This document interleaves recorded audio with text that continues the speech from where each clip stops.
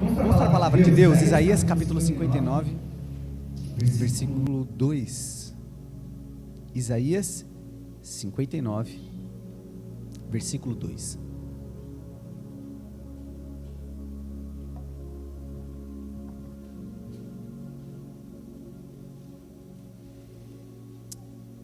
Isaías capítulo 59, versículo 2.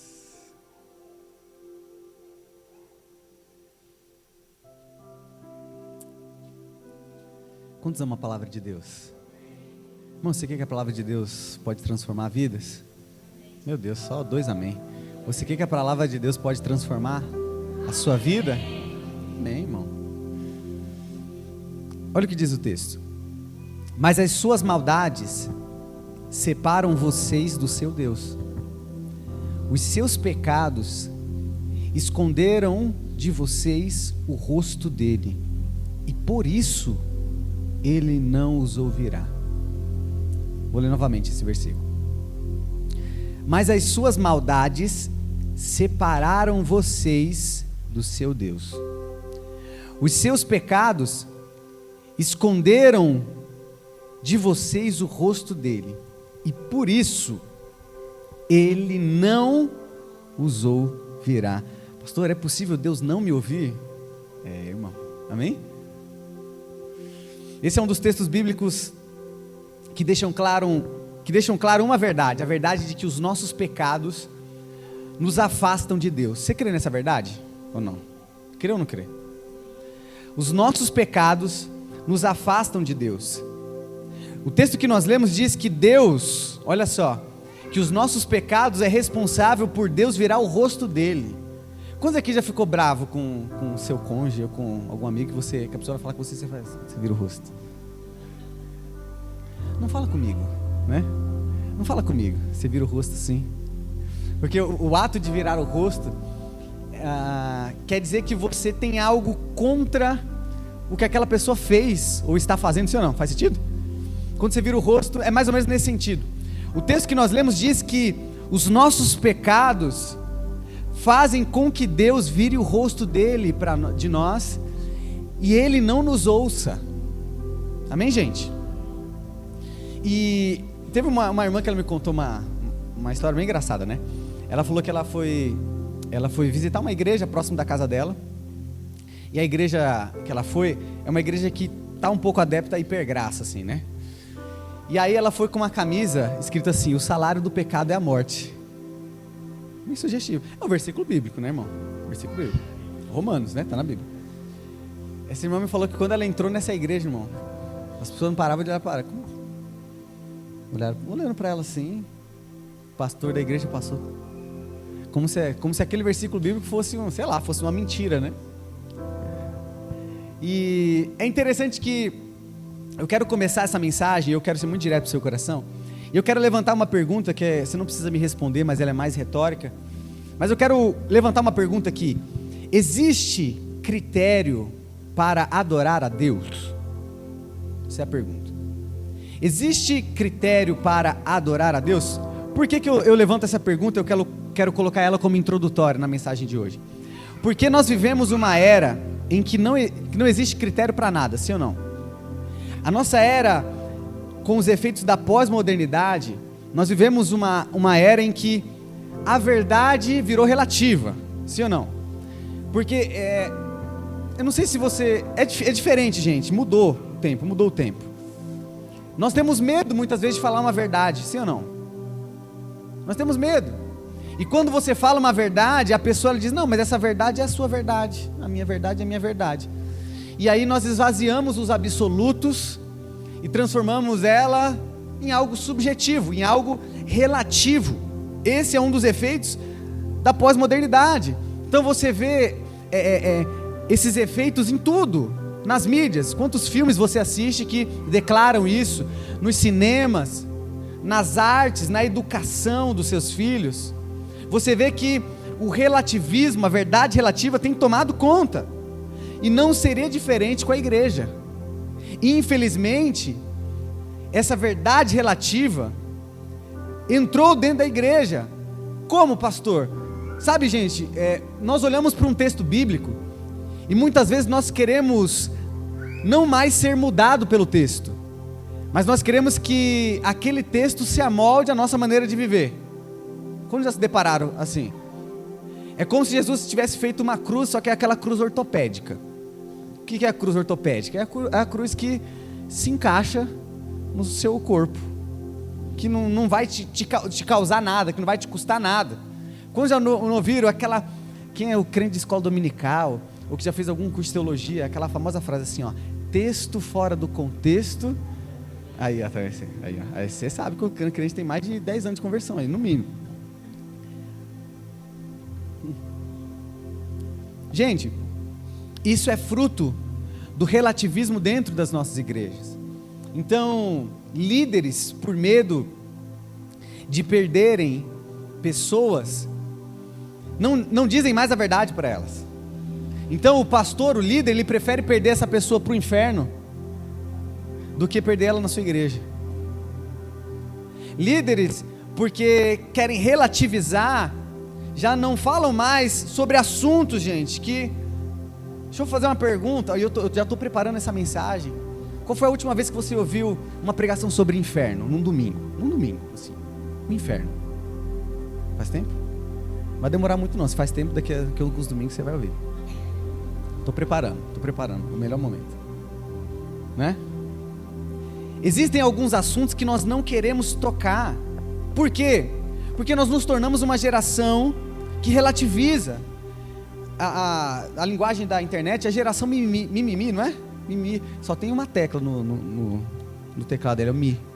Mi, faz o mi aí com a boca, o mi, é assim, mi? Não, enfim, só mi, a música só tem o mi. E por causa disso, escute isso aqui, nós nos tornamos uma geração que odeia princípios. Nos tornamos uma geração que odeia regras, por exemplo. Nos tornamos uma geração que odeia critérios. Por quê? Isso se deve muito ao fato dos excessos, ok? Eu vi de uma época, que eu não sou muito velho, mas há uns 12 anos atrás, quando eu me converti, e eu me converti com 15 anos, já contei essa história um monte de vezes, mas tem muita gente nova, então você vai lembrar. Quando eu me converti, eu usava um moicano mais ou menos desse tamanho assim, ó. Cadê o Joe que estava aqui? Faz assim, Joe. Gente, hoje eu sou pastor da pessoa que me ganhou para Jesus. Você tem noção do que é isso? O Joe, estudavam junto no Senac, aqui em Santo André. Eu estava aprendendo a tocar cavaquinho. Olha só, meu pai tocava samba, né? Aí eu falei assim, sei tocar cavaquinho, estou aprendendo a tocar violão. Aí ele falou assim, vamos tocar violão lá na minha igreja? Do nada. Tribulado, só a graça de Jesus. Aí ele me leva, eu falei assim, igreja? Eu falei, a gente tem um grupo lá, e eu te boto para tocar lá. É Miguel, né? Para ir para a igreja. Eu nunca tinha pisado numa igreja, 15 anos, entrei lá. E aí quem é da Bleia Raiz sabe que as igrejas raízes assim, tem um grupo de homens, de mulheres, né? Das crianças.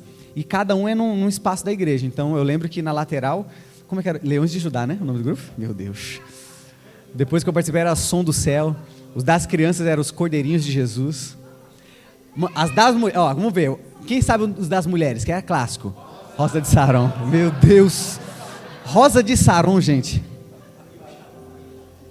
toda igreja, pode ir até hoje, qualquer Bleia Raiz, filho, Rosa de Saron é o grupo das mulheres. Aí o Joe me pegou, falou assim, não, senta aqui, ó, no grupo dos jovens. Eu sentei, eu não estava entendendo nada, primeira vez que eu pisei numa igreja. E aí de repente, agora os jovens estão com oportunidade, né? E aí todo mundo se levantou e eu fiquei sentado, falei, nossa, por que todo mundo se levantou? Aí eu falei, vamos levantar também. E aí eles começaram a cantar aquela canção, Jesus, meu guia é, amigo e protetor, Ele é. E aí eu não entendi, quando começou a cantar aquele louvor, eu costumo dizer que não foi eu que aceitei Jesus, foi Jesus que me encontrou. Ali eu comecei a chorar copiosamente, com um sentimento de arrependimento de pecado, não estava entendendo muito. Ali o Senhor me encontrou, tanto é que eu me converti ali, não fizeram nem apelo. Você lembra disso, Joe? Eu passei 2 meses indo todo domingo na igreja, participando do culto dos jovens, nunca tinha aceitado Jesus, confessado. O pessoal achou que eu já era crente.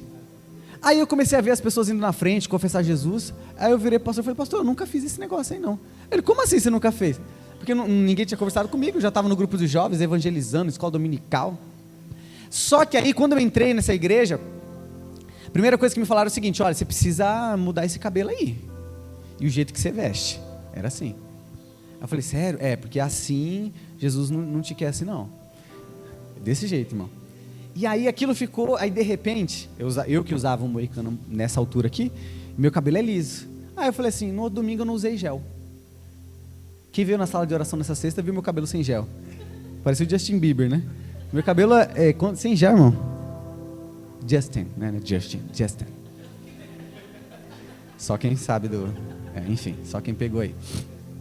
Justin. Aí eu cheguei na igreja, gente, imagina, com um moicano desse tamanho, meu cabelo veio mais ou menos aqui assim, ó. Aqui pra trás assim.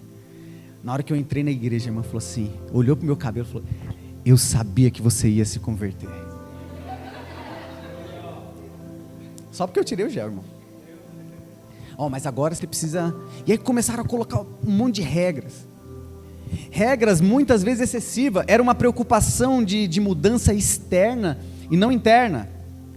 Só que eu continuava passando pelo processo de libertação. Falava palavrão, via pornografia. Mas estava tudo bem. Se eu mudei o cabelo, estava ótimo. Mudei o cabelo, estava dentro da igreja, está ótimo. Por causa desses excessos, eu estou falando para você, por que eu estou te contando isso? Por causa desses excessos, a nossa geração de hoje, nós fomos para o outro extremo, que é o da liberdade, da libertinagem. Então assim, quem que é o pastor para dizer o que eu tenho que fazer ou não? Assim, não é? O que a igreja acha que tem que... E aí nós fomos para a geração livre, sem critérios. Só que, gente, a Bíblia é um livro de princípios. A Bíblia é um livro de critérios. E eu não estou falando para você que você tem que obedecer seus líderes e pastores cegamente, não. À luz da Bíblia. Antes de você ouvir o que seu pastor fala, ouça o que a Bíblia tem a dizer. Amém? Estou pregando contra mim mesmo, irmão. Poderia ser um líder que você tem que... Já passou a era do cabresto. Amém?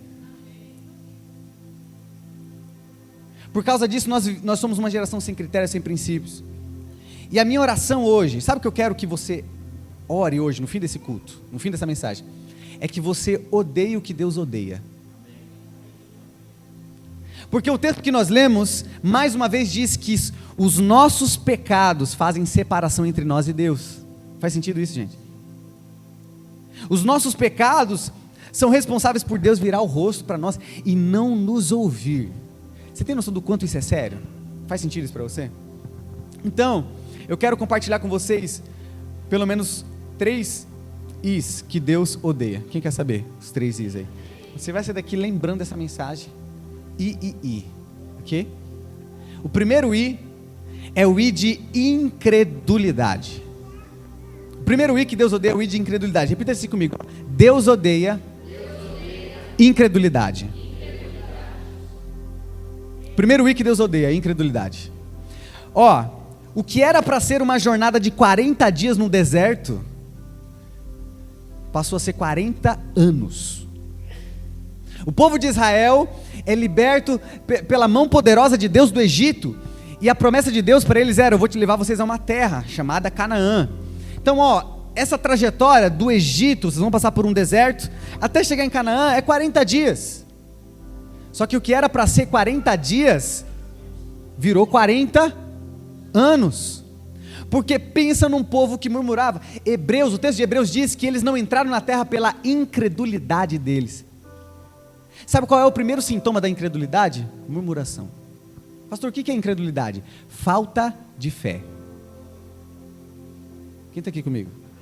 O primeiro sintoma da incredulidade é a murmuração, porque a murmuração nos faz duvidar de quem Deus é. Para pensar aqui comigo. O povo que mais viu milagre, o povo que mais viu Deus agir, irmão, você não tem noção. Quantos aqui já viram uma coluna de fogo? Quantos aqui já viram Deus mandar maná do céu? Eu não estou gostando dessa água. Deus vai lá e tira a água da rocha. Deus livrou o povo com 10 pragas do Egito. O povo que mais vivenciou milagre foi o povo mais incrédulo.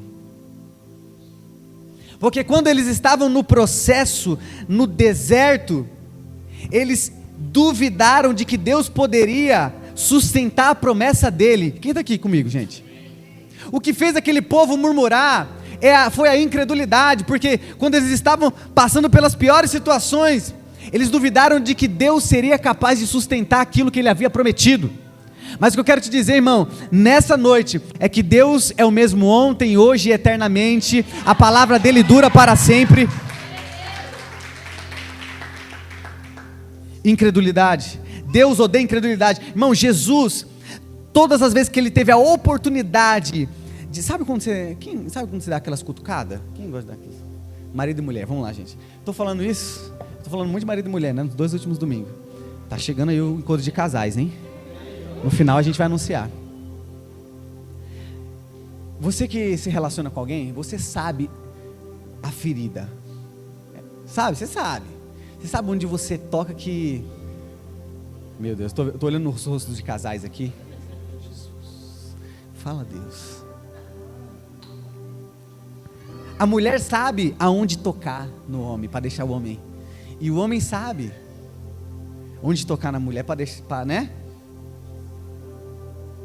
E todas as vezes que Jesus teve a oportunidade de tocar nessa ferida da incredulidade, ele tocou. Quando se lembram? Semana passada eu peguei sobre Marta e Maria, não foi isso? Eles tinham mais um irmão, quem que era? Lázaro. Lázaro morre. Lázaro morreu. Eles mandaram avisar Jesus. Jesus esperou pelo menos 4 dias. Há um contexto judaico aí. Há uma crença judaica de que até o 3º dia o espírito ainda estava rodeando, estava ali. Se ele ressuscitasse até o 3º dia, eles poderiam ter uma desculpa. Não, o espírito ainda estava ali. Jesus esperou 4. Quando ele chega, olha só, quem estava aqui semana passada vai lembrar. Semana passada eu falei sobre Marta e Maria. Jesus estava na casa. Marta estava fazendo o que, gente? Ocupada com o serviço, sim ou não? Maria estava aos pés de Jesus. Nesse episódio foi o contrário. Nesse episódio, quando Jesus estava chegando, quem foi ao encontro de Jesus? Marta. Marta chega a Jesus, se você estivesse aqui, meu irmão não teria morrido. Jesus, se você estivesse aqui, eu sei que ele não teria morrido. Aí Jesus falou assim, calma, Marta. Calma. Não é para a morte. É para que a glória de Deus se manifeste. Ele há de ressuscitar. Aí ela fala assim, não, mas eu sei que no último dia ele vai ressuscitar. Aí, irmão, aí Jesus falou assim, oh meu Deus do céu, Marta do céu, Marta, eu sou a ressurreição e a vida. Aquele que crê em mim, ainda que esteja morto, viverá. Aquele que é a própria ressurreição está de frente com você. Ele tocou na incredulidade. Marcos 4,40, Jesus repreende a falta de fé dos discípulos no meio da tempestade. Quem lembra desse texto?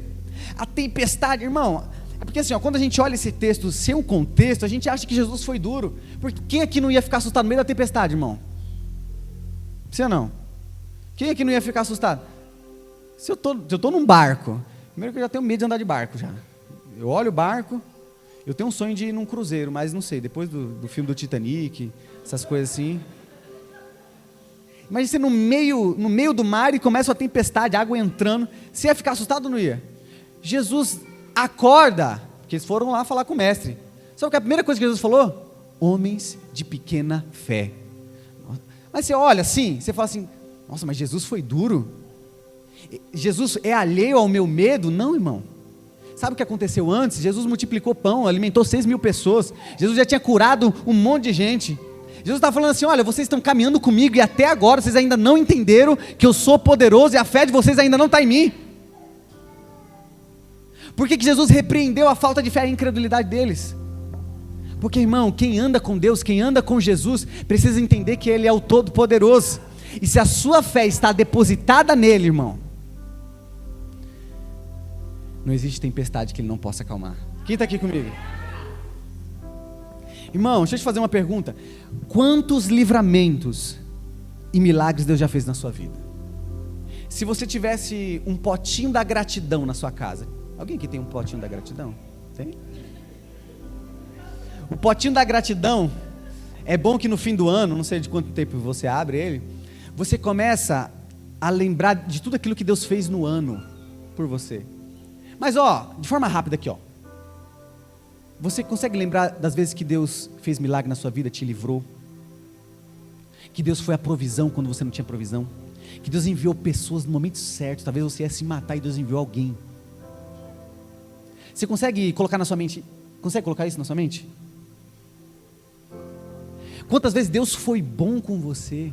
Como o salmista diz, certamente que a tua bondade e a tua misericórdia me seguirão. Quantas vezes Deus foi bom e fez algo na sua vida? E a minha pergunta é, quantas vezes você deixou a incredulidade tomar conta do seu coração? Muitas vezes nós nos esquecemos daquilo que Deus já fez por nós. Quem está aqui comigo, gente? Olha o que diz Mateus, está no jeito aí? Mateus 13, 58. Olha o que diz Mateus capítulo 13, versículo 58. E não realizou muitos milagres ali, por causa da incredulidade deles. Olha o que esse texto diz. E Jesus não realizou muitos milagres ali, por causa da incredulidade. A incredulidade impede o agir de Deus na sua vida. Irmão, quantos milagres você deixou de viver porque você parou para fazer conta? Sabe quando você para para fazer conta? Às vezes Deus está falando assim, olha, vai, e você, ai, será que é isso mesmo? A gente para fazer conta. Por quê? Porque a gente quer entender milagre. E milagre não só foi feito para entender, mas para viver. Irmão, não deixe em nome de Jesus que a incredulidade entre no seu coração e te impeça de viver tudo que Deus tem para você, porque Deus odeia a incredulidade. É triste, gente, mas para muitas pessoas, para muitos crentes, Deus virou apenas um objeto. Sabe? Deus não mais governa a minha vida, mas Ele é um objeto de adoração, assim como eu poderia pegar esse pedestal e adorar Ele. Deus precisa deixar de ser apenas um elemento na sua vida. Assim como você tem o seu trabalho, assim como você tem o seu casamento, assim como você tem a sua família. Eu tenho Deus também. Não, irmão. Deus não pode ser só mais um elemento. Ele precisa ser alguém que governa a sua vida. Irmão, a Bíblia diz que sem fé é impossível agradar a Deus. Sabe o que significa impossível no grego? Impossível, é isso. Vendo? Já aprendeu o que significa impossível no grego. Sem fé é impossível agradar a Deus. Você precisa odiar a incredulidade, irmão. Sabe, eu quero que você, quantas vezes você se levanta e você se levanta, você sabe, você se sente, sei lá, às vezes meio depressivo, às vezes meio desanimado, sim ou não? Ou é só eu que levanto de vez em quando assim? Eu pensei que era só eu, gente. Sabe, tem dia que você levanta que você não quer nem levantar. Tem que você fala, meu Deus. Tem dia que você esquece até que você é crente. Você vai lembrar de Deus depois que você... Às vezes a gente levanta assim. E eu quero te dar um segredo. Declare sobre a sua vida que a incredulidade não vai fazer parte dela. Declare. Declare sobre a sua vida. Primeiro I, que Deus odeia a incredulidade. Segundo I, vai apertar um pouquinho, tá bom? Aperta o cinto aí. Tá com o cinto apertado? Segundo I, idolatria. Tá aqui já? O pessoal fez isso antes, né? Porque tá aqui, ó. Primeiro I que Deus odeia, incredulidade. Segundo I que Deus odeia, idolatria. Nos 10 mandamentos, um deles é: não farás para ti nenhum ídolo, nenhuma imagem. Há algo, quem está aqui comigo? Há algo muito sintomático no Antigo Testamento. Todas as vezes que o povo de Israel se desviava, eles adoravam outros deuses. Já parou para pensar nisso? Muito sintomático. Por exemplo, o livro de Juízes. Quem aqui já leu o livro de Juízes? O livro de Juízes é todinho nesse ciclo. O povo se volta para Deus, aí depois eles se desviam. Deus envia uma nação como... como é que fala, gente? Como castigo, exatamente. Eles começam a adorar outros deuses, depois Deus levanta um juiz, um libertador, e aí eles se voltam para Deus. E aí acontece a mesma coisa. Um ciclo. O Antigo Testamento todinho é isso. Todas as vezes que o povo se afastou de Deus, eles criaram uma outra imagem, um outro Deus. Moisés, gente, estava 40 dias lá no monte, falou, estou lá, enquanto o líder estava lá orando, recebendo revelação de Deus, de repente Moisés começa a descer o monte, ele começa a ouvir um barulho de festa. Aí eu falei, nossa, meu povo está festeiro, hein? Estou chegando aqui agora, meu povo está festeiro, sei lá, o povo judaico é festeiro. Você que desceu, não sei se é assim, não, esse é árabe, né? Sei lá, enfim. E aí começaram a ouvir barulhos de instrumentos. Quando Moisés olha, tem um bezerro de ouro. O povo vira para Arão, que era irmão de Moisés. Irmão, que tem um irmão desse, não precisa nem de... Meu Deus do céu, né? O povo vira para Arão e fala assim: crie para nós, Moisés está demorando, não sei se ele morreu, como é que está, crie para nós um Deus para que a gente o adore. Estava na essência do povo a adoração, só que eles idolatraram. Pastor, o que é idolatria? Idolatria é tudo que te separa de Deus. Só que assim como no Antigo Testamento existiam ídolos físicos, ídolos externos, por exemplo, assim como Raquel levou muitos ídolos, eles faziam ídolos de madeira. Jesus, ele inaugura uma nova era, ele diz assim: olha, agora a adoração, ela é em espírito e ela é em verdade. E aí, como o diabo é vacilão e ele copia, irmão, sabe onde é que ele vai colocar o ídolo? Dentro de você. E esse é o pior ídolo que pode ter em nossa vida, o ídolo invisível. Correntes que nos aprisionam, que não são físicas, você não pode tocar. Sabe, nós evangélicos nos gabamos de não termos imagens, mas a gente faz de pessoas ídolos. Nós idolatramos políticos, nós idolatramos líderes. Tem gente, irmão, que vive procurando onde tem profeta. Meu Deus, onde é que aquele pastor famoso da internet vai pregar? Eu vou estar lá. Ele vai onde está o pastor famoso. Não, mas eu não tenho uma imagem em casa, eu não adoro. Não, irmão, idolatria. Nós colocamos as nossas expectativas em homens. Sabe, irmão, eu oro muito pela nossa nação, eu oro pelo país. Daqui a algumas semanas nós entraremos num momento decisivo de eleições, sim ou não? E eu oro pelo meu país, e eu oro para que Deus faça a vontade dele. E sabe o que me traz paz e tranquilidade? É saber que eu não idolatro nenhum político, e que independente de quem ganhar, Deus vai continuar sendo soberano. Pastor, mas se ganhar um governo que vai perseguir a igreja, irmão, toda vez que a igreja foi perseguida, ela cresceu. Toda vez que a igreja foi pressionada, ela cresceu. É o agente triturador de Deus. Jesus falou assim: olha, eu preciso enviar vocês primeiro em Jerusalém, depois em Judéia, em Samaria, até...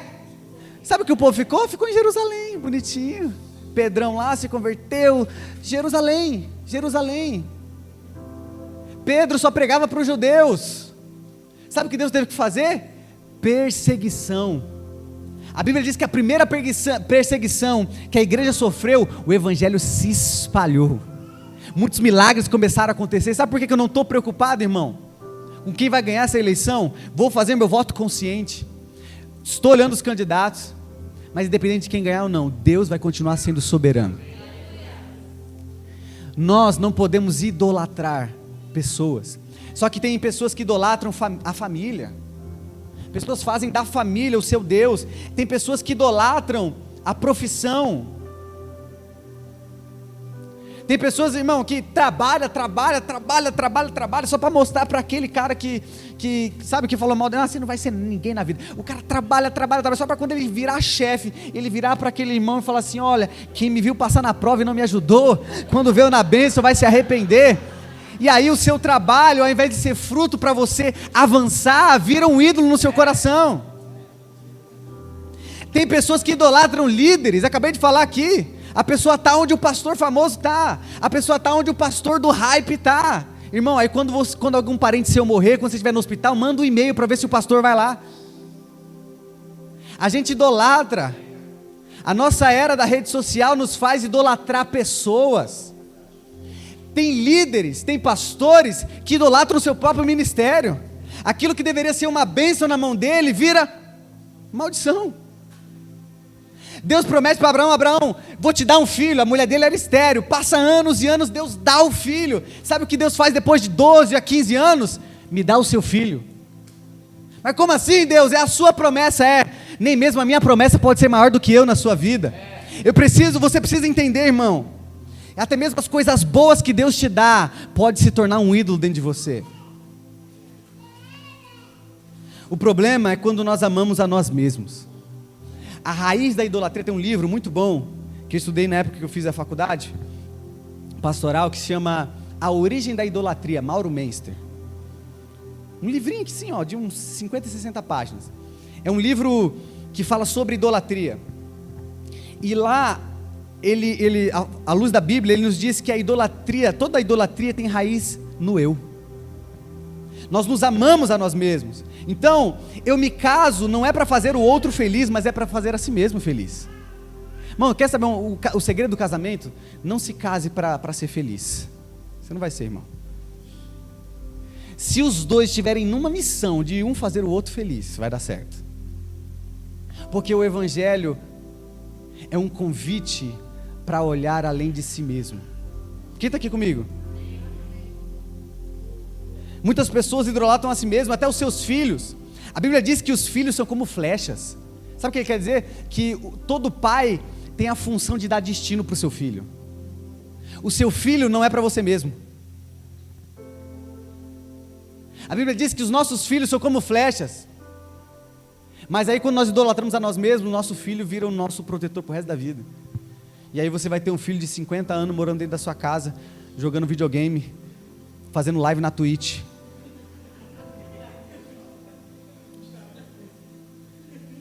Quando você ama a si mesmo, como eu disse, o seu trabalho não serve mais para você potencializar o que Deus te deu, mas serve para você, infelizmente, mostrar que você venceu na vida. Deus odeia a idolatria. Quem está aqui comigo? Terceiro I. Deus odeia a insubmissão. Repita comigo assim: Deus odeia a insubmissão. Deus odeia a quebra de autoridade. Sabe quando foi que a maior treta que aconteceu nessa terra, sabe como é que ela aconteceu? Num princípio de quebra de autoridade, quando Deus expulsou Satanás do céu. Satanás quis ser como Deus, o texto diz. E por ele querer ser como Deus, Deus lança ele fora do céu. Quebra de... Sabe quando é que o pecado entrou no mundo? Quando Adão se achou autossuficiente. Eu posso mandar em mim mesmo. Eu posso caminhar por si só. Jesus conta a história do filho pródigo. Quando o filho mais novo pede a herança, irmão, herança só se dá quando morre. Quem está aqui comigo? Sabe o que o filho estava querendo dizer para o pai? Eu quero que o senhor morra. Quebra de insubmissão. Deus instituiu hierarquias. Sabe, uma vez acusaram Jesus, falaram assim, irmão, é muito engraçado esse texto. Jesus expulsava demônios, e aí o pessoal não tinha mais o que falar de Jesus. Bom, vai chegar um momento na sua vida que as pessoas não vão ter nem mais o que falar de você, que vão inventar as coisas que não fazem nem sentido. Jesus estava expulsando demônio, viraram para ele e falaram assim: você expulsa demônios por Beelzebu. Aí Jesus falou: mas como assim? Jesus falou assim: olha, uma casa dividida não subsiste. Como é que um demônio vai expulsar um demônio? Eles são do mesmo time, gente. Quem está entendendo aqui? Nós somos do mesmo time. Existe uma hierarquia. Uma casa dividida não subsiste. Não, até no inferno tem hierarquia. Meu Deus. Até no inferno tem obediência. E nós vivemos épocas em que filhos não obedecem mais os pais. Irmão, tem crente que vem pedir oração para mim: pastor, estou sendo perseguido no trabalho. O inimigo está furioso no trabalho. Mas aí o cara, é para ele entrar 8h30, ele entra às 9. O chefe dele pede para ele fazer um negócio, ele não faz. Aí ele vai pedir oração falando que está perseguido. Não, irmão, você está sendo desobediência e insubmisso. Paulo orienta e fala assim: olha, tudo que vocês fizerem, façam como para o Senhor. Porque através da sua submissão,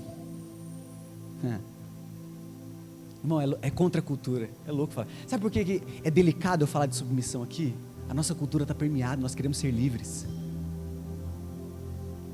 Sabe, a quebra de princípios, a quebra de critérios, é um Deus no nosso coração. Só que esse dia eu li uma frase, aquelas frases de coach. Não, essa não é de coach não, mas é aquelas frases para postar no Instagram e ganhar like. Ela falava assim: olha, a geração mais livre, quem já viu essa frase? A geração mais livre, a geração que tem mais acesso à informação, também é a geração mais depressiva e mais aprisionada que existe. E eu pergunto: onde é que está a sua liberdade? Irmão, liberdade sem Deus é escravidão. Deus nos chama para viver em submissão. Hebreus capítulo 5, versículo 7, Olha o que diz o texto, falando sobre Jesus. Durante os seus dias de vida na terra, Jesus ofereceu orações e súplicas em alta voz e com lágrimas, aquele que o podia salvar da morte, sendo ouvido por causa da sua reverente. Jesus foi submisso ao Pai. Irmão, deixa eu falar um negócio, Jesus quis desistir, sabia disso? Jesus homem. O problema não está em você querer desistir, o problema está em você colocar a sua vontade acima da de Deus. Quando Jesus quis desistir, ele falou assim: Pai, se possível, passa de mim esse cálice, afasta de mim esse cálice, mas todavia, seja feita a tua. Sabe por que eu e você estamos aqui e somos salvos por Ele? Porque Jesus foi submisso à vontade do Pai. Submissão é obediência. Uma vez Deus falou para Saul: Saul, você está querendo ser... E havia a bênção de Deus sobre Saul. Mas Deus manda: Saul, ó, você vai chegar nessa terra, vai matar todo mundo, aniquilar todo mundo. Essa era a ordem de Deus. De repente Saul vai para a guerra, vence a guerra. Aí o profeta, eu me lembrei de Moisés também, o profeta vai chegando, começa a ouvir o barulho de gado. Ué, a ordem de Deus não foi matar todo mundo? Que barulho é esse? Aí Samuel chega para Saul e fala assim: Saul, como assim? A ordem de Deus foi: aniquila, mata todo mundo. Fala: não, aí a gente quer dar o nosso jeito. Não, Samuel, é que assim, eu fiz o que Deus mandou, já venci a guerra, mas eu quis trazer algumas coisas aqui para poder contribuir. Aí Samuel solta uma frase que ele diz assim: Saul, melhor é obedecer do que sacrificar. Não é pelo muito fazer, mas é pela obediência. E aí, quando Samuel está se virando, olha só, Saul segura nas vestes de Samuel e rasga as vestes dele. Quem lembra desse episódio? Aí Samuel na hora vira para ele assim: assim como você rasgou as minhas vestes, o seu reino a partir de agora está acabado. Insubmissão, falta de obediência. Tiago capítulo 4 versículo 7: portanto, submetam-se a Deus, resistam ao diabo e ele fugirá de vós. Submissão. Sabe por que Deus odeia a insubmissão? Porque quando você não é submisso, você caminha pelas suas próprias vontades e desejos. Irmão, você quer ver uma frase mais diabólica que a gente ouve hoje em dia? Siga o seu coração. Quando você lê essa frase na televisão, quando você já leu aquele negócio do ler a bula, que aí embaixo tem aquelas letrinhas pequenas? Quem já viu já? Ao persistirem os sintomas, como é que é? Os médicos deverão ser considerados. Aí tem um monte de letrinha assim, ó.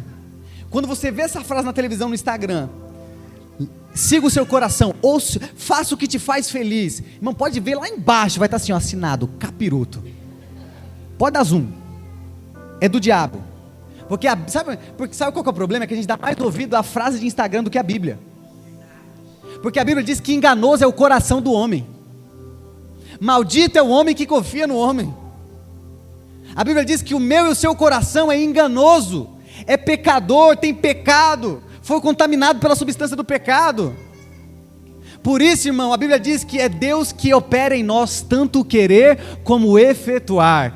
Gálatas diz: andai no Espírito e jamais satisfareis os desejos da carne. Sabe qual que é o segredo? Seja submisso à vontade de Deus.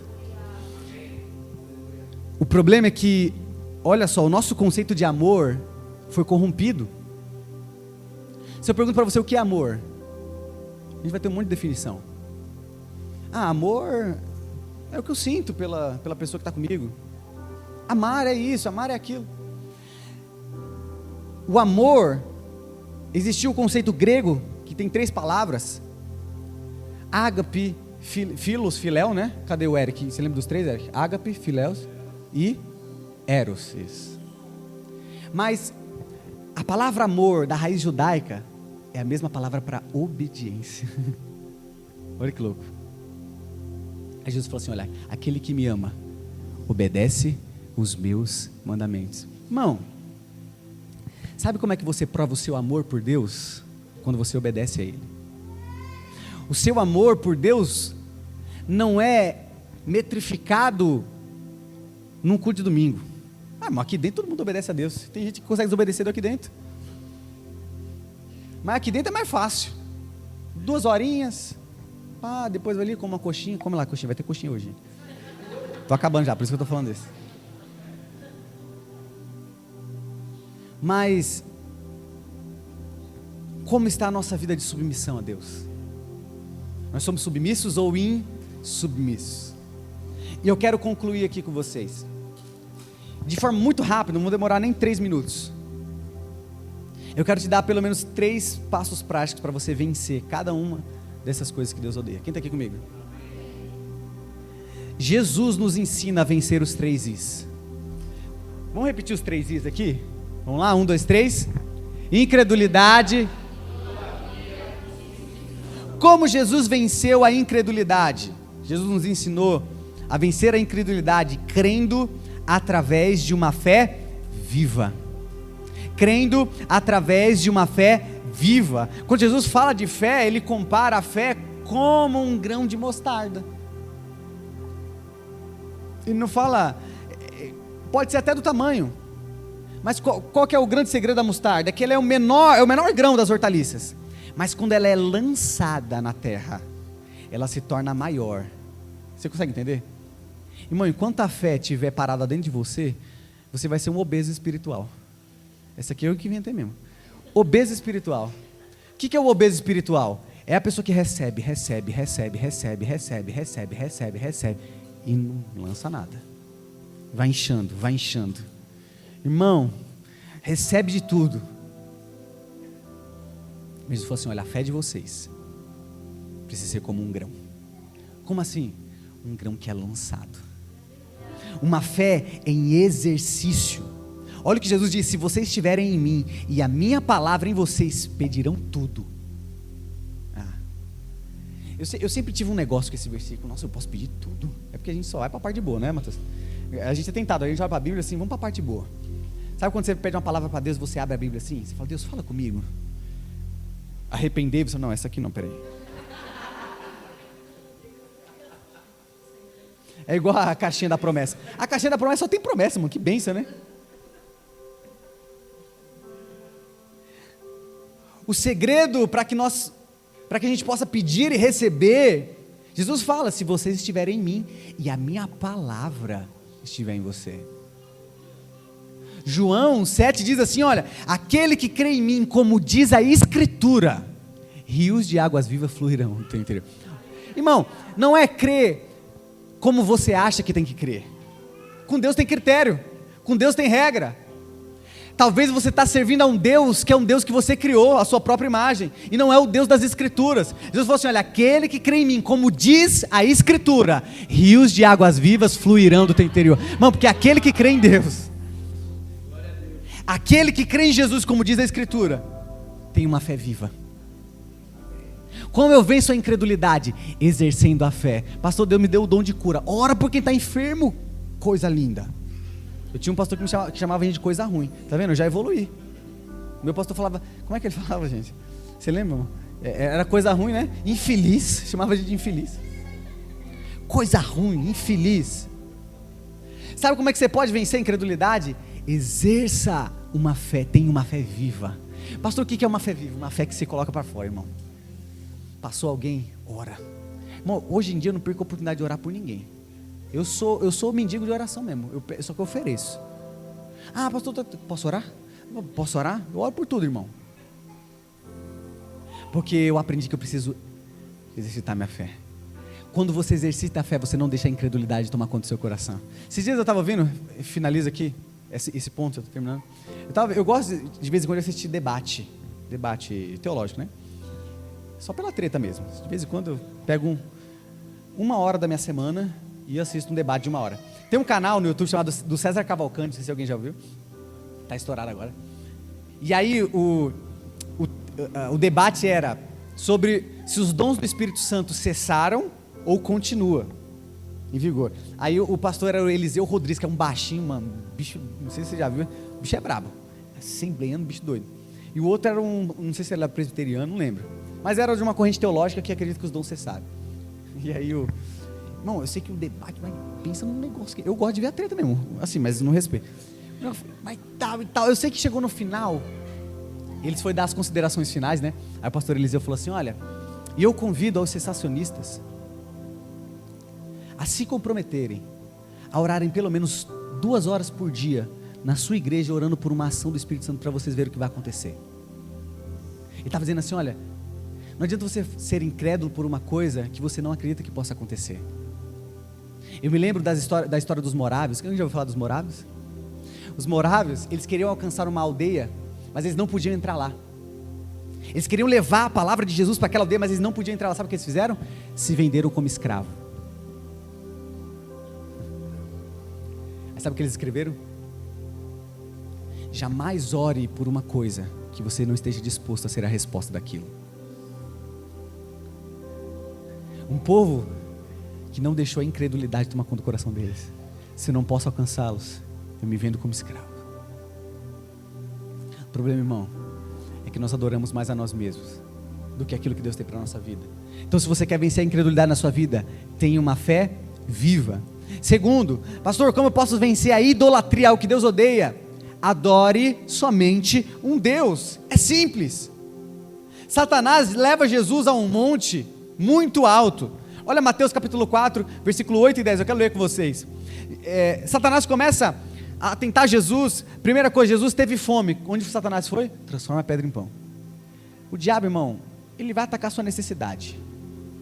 Aprenda sobre o diabo. Um dia a gente vai fazer uma série aí sobre sobre o inimigo, né? Tem um livro muito bom, chamado Ovos de Serpentes. Bom também. Já ouviu falar? Bom. Jesus teve fome. Onde Satanás foi tentar? Irmão, Satanás vai tentar na sua fraqueza. Então, se você conhece a si mesmo, se você conhece o seu inimigo, por isso Tiago fala, submetam-se a Deus. Resistir ao diabo. E aí, o diabo leva Jesus, está aqui no jeito? Olha só, depois, o diabo levou quem? Jesus, a um monte muito alto, e mostrou-lhe todos os reinos do mundo, e o seu esplendor. E lhe disse, está vendo isso aqui tudo? Tudo isso lhe darei, se você se prostrar e me adorar. Só que Jesus lhe disse, retire-se, Satanás, porque está escrito. Não é o que eu acho, não é o que eu li no Instagram, não foi o que o pastor diz, não, está escrito, adore o Senhor, o seu Deus, e só a Ele preste culto. Vença a idolatria, se rendendo ao único e vivo Deus. Pastor, como eu posso vencer a insubmissão? É o ter uma total servidão ao Pai. Faça como Jesus, que venceu sendo submisso ao Pai. Filipenses capítulo 2, dos versículos 5 ao 7. Olha o que Paulo diz: seja a atitude de vocês a mesma de Cristo Jesus, que embora sendo Deus, não considerou que o ser igual a Deus era algo a que devia se apegar. Irmão, calma aí, não pode, coloca o outro versículo não. Imagine, sabe quando imagine se você pudesse raspar uma lâmpada e você ter direito a um desejo. E aí sai o gênio da lâmpada e ele diz assim para você: olha, a partir de agora você será um Deus. Irmão, eu ia ser igual o filme do Jim Carrey. Quem lembra o filme do Jim Carrey? Como é que é o nome daquele filme, gente? O Todo-Poderoso. A primeira coisa que eu ia fazer é sair, tá trânsito. Deus, eu posso fazer tudo. Nossa, a casa tá uma bagunça, né? Ou faz o Jutsu do Clone das Sombras, igual o Naruto. Eu sou Deus. Eu sou o Todo-Poderoso. Faz sentido isso?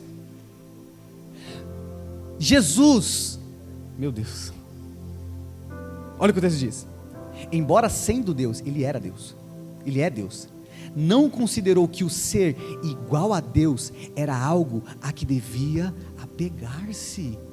Irmão, a gente se apega com, meu Deus, hoje o negócio está,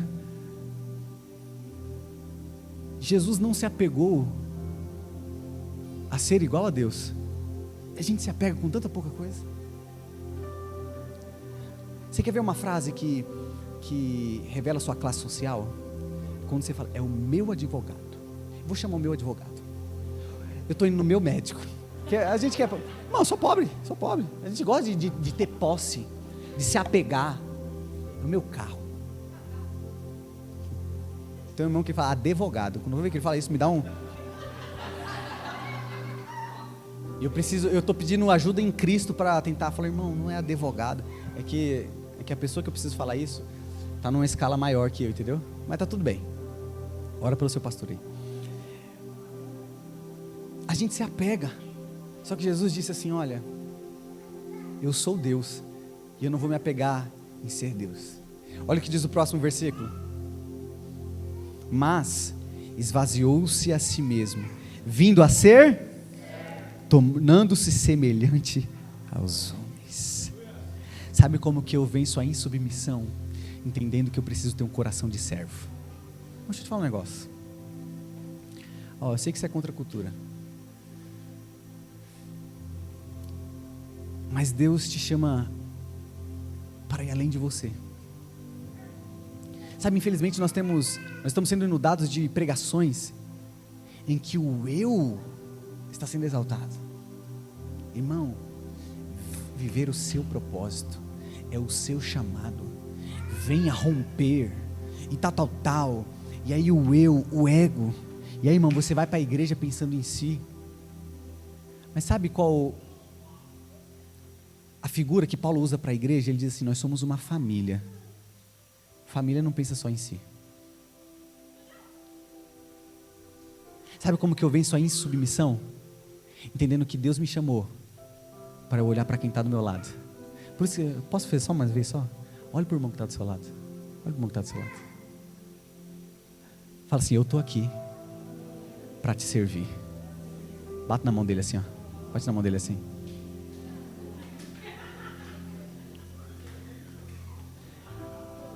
Portanto, cozinha bem? É isso. O Renatão é bravo. Eita, meu Deus, olha as promessas aí. Se quiser me chamar também, a agenda tá livre para comer. Brincadeira, gente. Quem está aqui comigo, gente? Vamos lá. Vamos finalizar. Ai, Jesus. Eu amo Jesus. Eu amo esse ambiente. Eu amo a igreja. A igreja é a esperança do mundo. Eu defendo a igreja.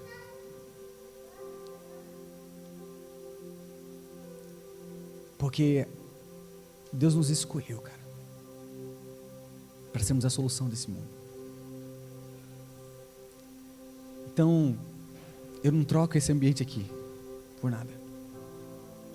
Porque aqui é onde Deus me desperta para eu viver o que Ele tem para a minha vida lá fora. Eclesia, palavra grega. Aqueles que foram chamados para fora, de dentro para fora. O fora é importante, o dentro também.